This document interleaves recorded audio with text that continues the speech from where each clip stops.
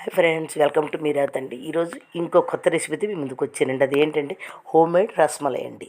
మనకేంటంటే ఎప్పుడు తినే స్వీట్స్ కాకుండా సేమియాలు ఇవన్నీ మామూలుగా మనం స్వీట్స్ తింటూ ఉంటాం.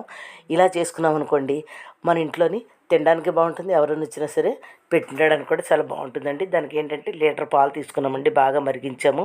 ఒక నిమ్మకాయ రసం తీసుకుని వడకెట్టి అందులో వేస్తే పాలు విరిగిపోతాయండి. అవి విరిగిపోయి స్టైనర్లో వేసేస్తాము. అవి కొంచెం నీళ్ళు పోయాక దాన్ని మళ్ళీ క్లాత్లో వేసి అది వాటర్ వేసేయాలండి, పులుపు పోవాలి కదా మనకి. అందుకని దాన్ని ఏమో వాటర్ వేసి మూట కట్టి అలా స్టైనర్లో ఉంచేస్తాము.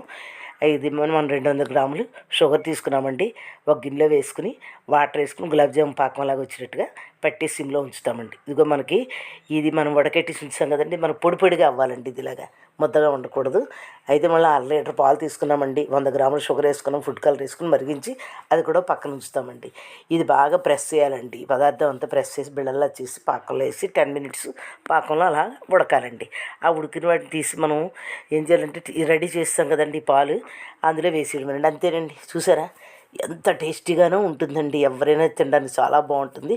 చూసిన వాళ్ళందరూ సబ్స్క్రైబ్ చేయండి. నమస్తే అండి.